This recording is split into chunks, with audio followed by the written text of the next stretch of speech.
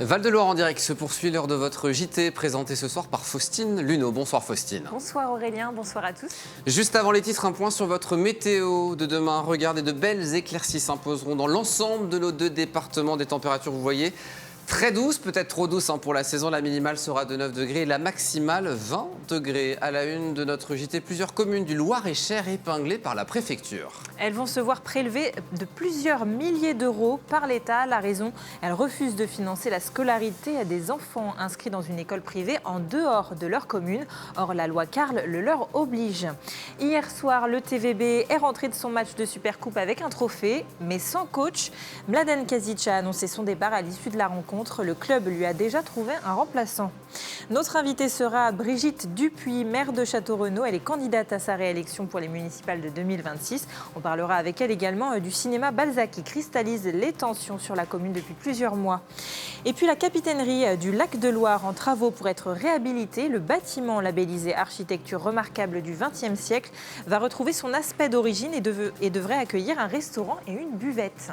Et puis notre séquence, on vous répond avec la question du soir. Comment obtenir son permis AM, anciennement BSR? On se posera la question avec Boris Fabian, enseignant de la conduite au sein de l'ECF, l'école de conduite française. Il sera sur notre plateau à la fin de ce journal. Mais d'abord, Faustine, direction le Loir-et-Cher, où plusieurs communes ont reçu ces dernières semaines des courriers pour le moins inattendus. Dans ces courriers, la préfecture annonce leur prélèvement de plusieurs milliers d'euros sur leur budget. La raison de ce passage en force, leur refus d'appliquer la loi Carle, un texte qui impose aux municipalités de financer la scolarité des enfants inscrits dans une école privée située en dehors de leur commune. Explication de Gabriel Ziard. Voilà le courrier qu'on a reçu le 27 octobre de la préfecture. Ce courrier, la maire d'Azé le redoutait depuis maintenant plusieurs mois. Pour cause, il annonce que la commune va être prélevée à hauteur de 11 632 €. Une somme réclamée par la préfecture et correspondant à plusieurs années d'impayés au titre de la loi Carle. Un geste parfaitement assumé par la maire. On savait qu'un jour ou l'autre, ça allait nous tomber dessus. On le prévoit dans les budgets, ça. Le côté où on ne dit rien parce que c'est la loi, arrive un moment où on fait révolution, quoi. Et nous, on a tout sur place, quoi. C'est d'autant plus frustrant. Et on fait encore des travaux, puisque là, on désimperméabilise l'école, on fait tout ce qu'il faut pour accueillir nos enfants. Et la commune d'Azé n'est pas la seule à s'opposer à cette loi. Dans le Loir-et-Cher, le village de Toré-la-Rochette ainsi que le regroupement scolaire de Danzé, Rahar et Épuisé ont également refusé de s'y soumettre. Coût total pour ces derniers, 23 000 €. Du côté du diocèse, gestionnaire des établissements privés, ce mouvement de contestation suscite une certaine incompréhension. On peut comprendre que certaines municipalités, surtout dans un département rural tel que le Loir-et-Cher, peuvent contester cette loi Carle. Je ne le comprends pas d'une manière légale, puisque je rappelle que dans la Constitution, l'ensemble des Françaises et des Français ont la liberté de choix d'inscrire leurs enfants où ils veulent. À partir de là, les communes, comme les départements, comme la région, participent au fonctionnement des établissements scolaires.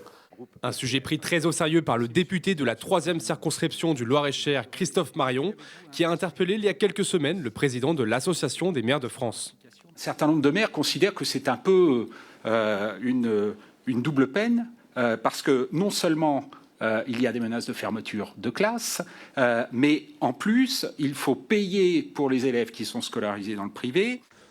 Selon un rapport du Sénat publié en 2014, chaque année, c'est un peu plus de 16 millions d'euros qui sont dépensés par les communes françaises au titre de cette loi.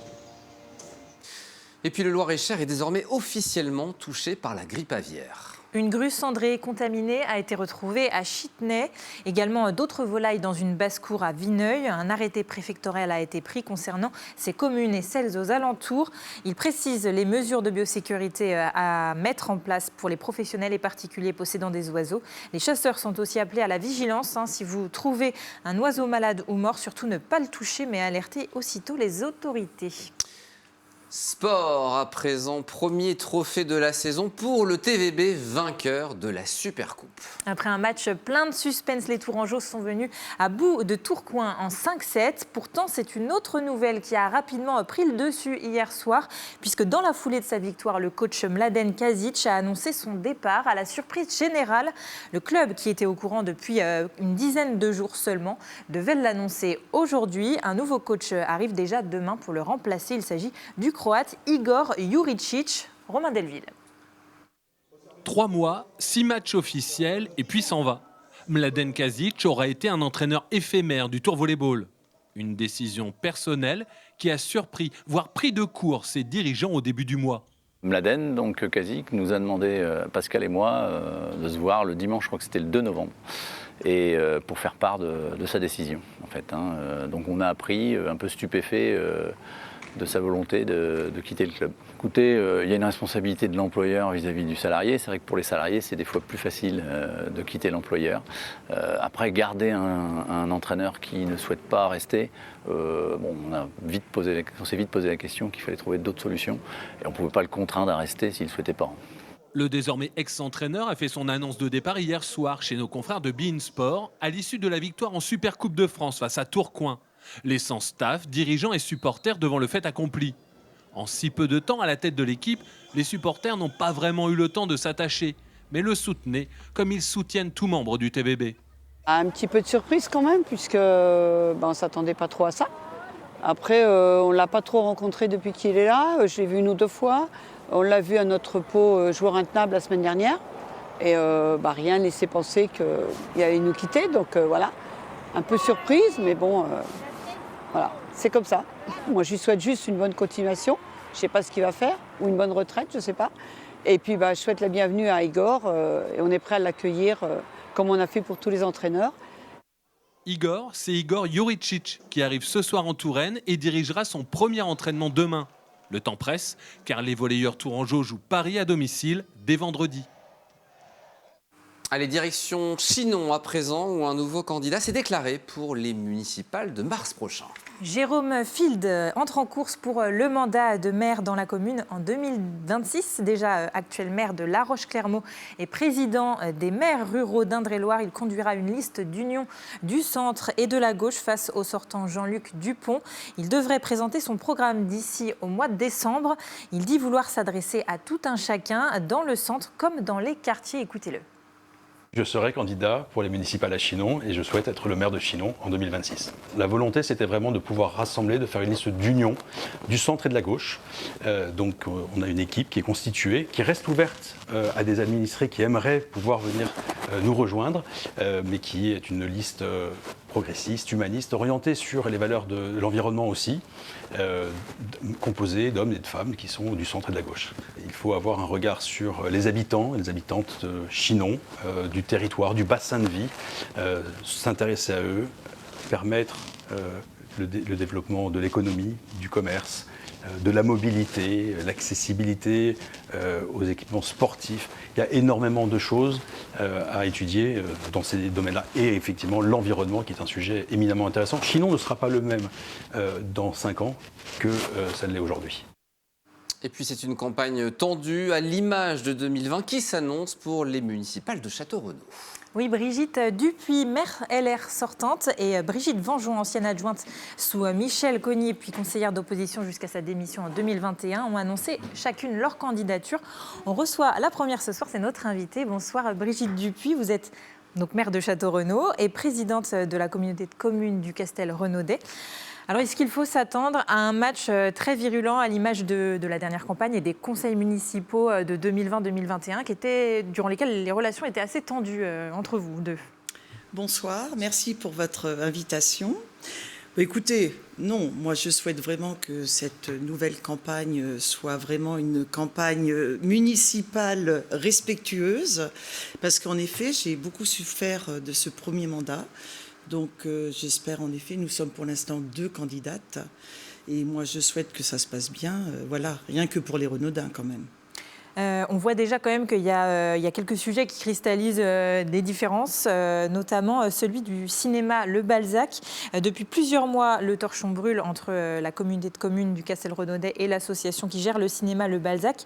Alors, pour expliquer à nos téléspectateurs, tout a commencé avec l'annonce d'un projet de la communauté de communes, utiliser la salle dont elle est propriétaire pour des spectacles jusqu'à 30 jours par an. Or, ce projet implique de mettre fin au bail commercial en vigueur depuis les années 80 avec l'association qui gère ce cinéma, pour le remplacer par une convention de partage des lieux. Les adhérents s'y opposent et après 2 réunions de conciliation, vous avez fait de nouvelles propositions à l'association pour cette convention, sauf que les adhérents ont voté non. Alors, où on en est aujourd'hui et est-ce que on se lance vous allez vous lancer dans une bataille juridique contre l'association ? Alors, en effet, l'association du Balzac, qui est une association qui fait très bien son travail, je le répète, n'a pas adhéré au projet intercommunal, donc des 16 communes de presque 17 000 habitants, qui était en fait de demander la possibilité d'utiliser 2 matinées par mois et 1 fois par trimestre la salle du Balzac, donc 1 fois pour nos petits de CM1, CE2, pour avoir un enseignement musical dans cet espace du Balzac, et aussi une 2e matinée pour nos aînés, 1 fois par mois, pour les emmener justement dans cette salle qui est la seule salle intercommunale que nous possédons, pour justement leur changer les idées, avoir un petit concert, une pièce de théâtre, et 1 fois tous les 3 mois, un concert, un petit one-man show pour les habitants du territoire. Et ça, l'association s'y refuse catégoriquement. Est-ce que vous comprenez quand l'association dit qu'elle serait pénalisée par une baisse d'activité de 10% et que ça pourrait mettre en difficulté sa trésorerie ? Pas du tout, puisque du fait de cette nouvelle convention, ils ne paieraient plus de loyer. Donc c'est un sacré avantage pour eux. C'était la contrepartie que vous leur proposiez ? C'est comme ça, avec une convention, on ne paie pas de loyer. D'accord. Donc voilà. Et puis nous, c'est vrai que la communauté de communes, on est toujours à leur côté, comme on l'a été depuis le début. Donc là, on ne comprend pas pourquoi cette opposition. Il y aura donc, pour vous, vous ne voulez pas fermer ce cinéma, qu'on soit clair. Je le redis, le cinéma Le Balzac ne fermera jamais. Nous avons la chance sur le territoire du Castel-Renaudet d'avoir ce cinéma pour nos habitants et même au-delà, puisqu'il y en a qui viennent un peu de partout. On a la chance d'avoir un cinéma sur le territoire, on le gardera, il ne fermera pas. Donc c'est pour ça que je suis un peu en colère quand j'entends en effet les discours de certains qui font peur, qui sont mensongers, qui disent à la population le cinéma va le fermer, il n'y aura plus de cinéma. C'est faux. Il y aura toujours un cinéma sur le territoire et entre nous. Je suis maire de Châteaurenaud, présidente de la communauté de communes. Nous sommes 16 maires. Est-ce que vous pensez qu'on va se tirer une balle dans le pied, excusez-moi, en fermant le cinéma sur le territoire ? Il y a tellement de communes qui nous envient, ça serait quand même dommage. Et devant cette opposition de l'association, vous ne pouviez pas vous rabattre sur une autre salle ? Non, c'est la seule salle que nous avons. Dans les communes, nous avons des salles communales, mais ce n'est pas du tout la même chose. Ce sont des chaises, c'est un écran différent, c'est complètement différent. C'est la seule salle intercommunale pour les 16 communes. Merci beaucoup Brigitte Dupuis d'être venue sur notre plateau. Merci à vous. Retour à présent sur la marche blanche qui a eu lieu à Loches lundi en mémoire de Jordan Allard, tué dans la commune le 5 novembre dernier. Oui, c'est sa famille qui a convié les Lochois à cet hommage. Près de 200 personnes ont répondu présentes. Alors le jeune homme de 21 ans, un joueur dans l'équipe de foot locale et employé de l'ESAT des Tissandiers, avait été retrouvé poignardé. Depuis le 8 novembre, 2 personnes sont mises en examen, un mineur de 17 ans et une femme de 22 ans. Cette dernière pour non-assistance à personne en danger et modification d'une scène de crime. Et le premier pour ces mêmes chefs ainsi que celui de meurtre. Écoutez le frère de la victime lors de cette marche blanche. C'était un garçon simple, sincère, généreux et qui donnait sans rien attendre en retour. Mais avant tout, il était très proche de sa famille. Jordan était un fils, un frère, un ami attentif et aimant, dont la présence illuminait le quotidien de ceux qui l'entouraient. Ton souvenir restera vivant dans nos cœurs. Tu nous manqueras à jamais mais ton sourire et ta gentillesse ne s'effaceront jamais. Et les obsèques de Jordan auront lieu ce jeudi 13 novembre à 14h30 à l'église Saint-Antoine de Loches. Direction le lac de Loire, à présent entre Blois et Chambord, un lieu qui poursuit sa transformation. Dans les années 70 et 80, le site abritait un camping phare. Depuis 2001, il est propriété d'Aglopolis qui a entamé les travaux de réhabilitation des infrastructures vétustes. Alors c'est désormais au tour de la capitainerie, bâtiment datant de 1969 et aujourd'hui labellisé architecture remarquable du XXe siècle, de retrouver sa splendeur d'autrefois aux allures de navire amarré à la Loire. Reportage d'Hélène Chaplet. Entre ces deux images, 6 mois se sont écoulés et les menuiseries des années 70 ont été déposées. Les travaux de réhabilitation de la capitainerie du lac de Loire près de Blois sont en cours depuis le mois de septembre. Un chantier suivi régulièrement par les agents d'Aglopolis, l'entité propriétaire des lieux. La priorité, c'est de ne pas dénaturer le bâtiment d'origine, labellisé architecture contemporaine remarquable. Il faut donc l'adapter aux normes actuelles tout en conservant sa structure en béton. On va créer un escalier extérieur pour permettre une évacuation de secours, un ascenseur comme j'ai évoqué avant pour permettre une accessibilité. Actuellement, on a une charpente et une couverture qui vont être déposées. La charpente va être reconstruite à l'existante et la toiture va respecter l'œuvre originale de 1969 avec les ondulations spécifiques au bâtiment. Ce jour-là, en matinée, on coule le plancher haut d'un futur local de réception de marchandises. L'après-midi, les ouvriers ont disparu pour faire place aux personnalités politiques locales venues découvrir ce lieu atypique entre Chambord et Blois, construit sur les bords de Loire. Un bâtiment qui a eu son heure de gloire. Ici, dans les années 70, c'était une base de tourisme où on avait des activités nautiques, un camping très important. Et nous avons voulu le réhabiliter. Le réhabiliter parce que le tourisme a évolué. L'économie touristique, ici, dans le Val-de-Loire, c'est une réalité. C'est des rentrées fiscales, c'est des emplois, c'est des chiffres d'affaires pour de nombreuses entreprises. Et il fallait un lieu emblématique. Cette capitainerie, qui a aussi un côté vaisseau spatial, sera un restaurant italien, parce que vous savez que entre le Val-de-Loire et l'Italie, c'est une histoire d'amour. D'ici là, 1 900 000 € de travaux seront nécessaires. L'ouverture de ce restaurant panoramique et de sa buvette snack en rez-de-chaussée est prévue pour juin 2026. Allez, pour finir, place à notre rubrique. On vous répond avec cette question. Comment obtenir son permis AM? Notre invité ce soir pour l'évoquer, c'est Boris Fabian. Bonsoir. Bonsoir.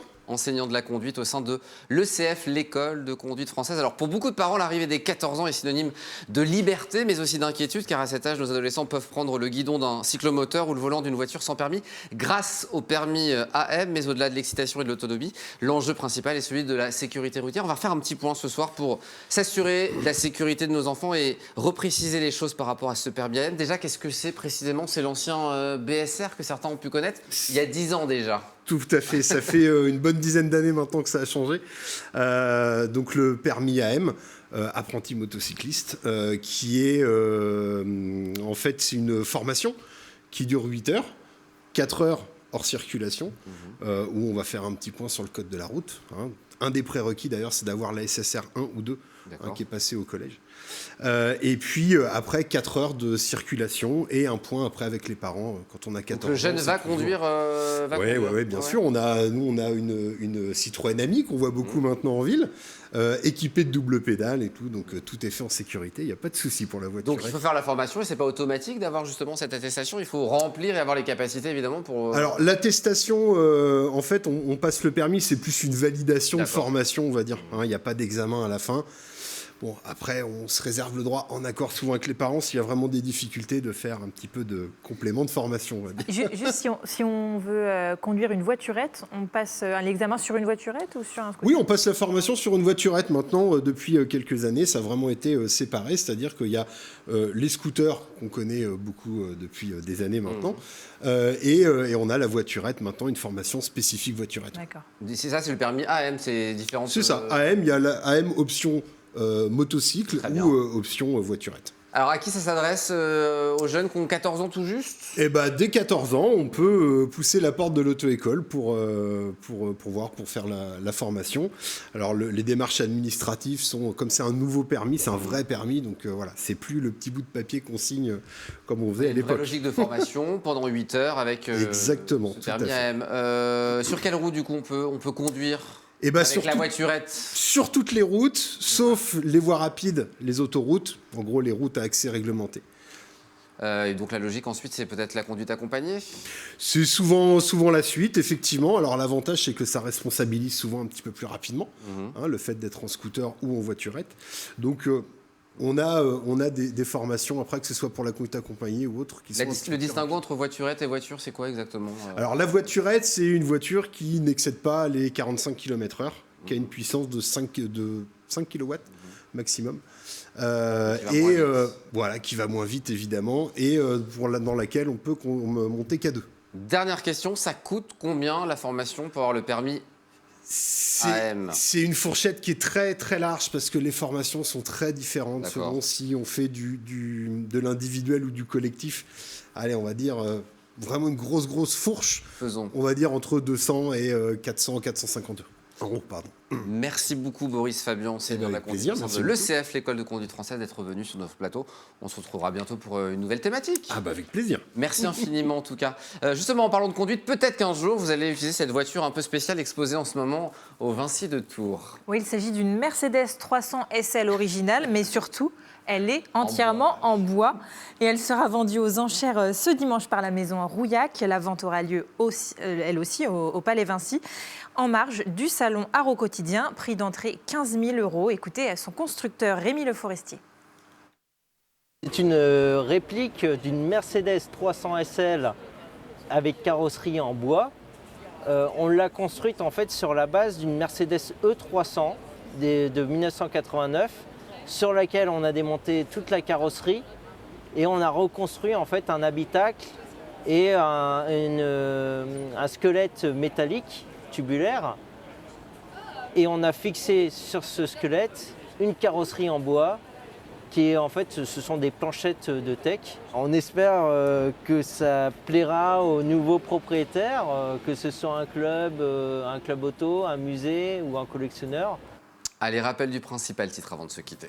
Plusieurs communes du Loir-et-Cher prélevées de plusieurs milliers d'euros par l'État car elles n'ont pas appliqué la loi Carle, cette loi qui leur impose de financer la scolarité des enfants inscrits dans une école privée en dehors de leur commune.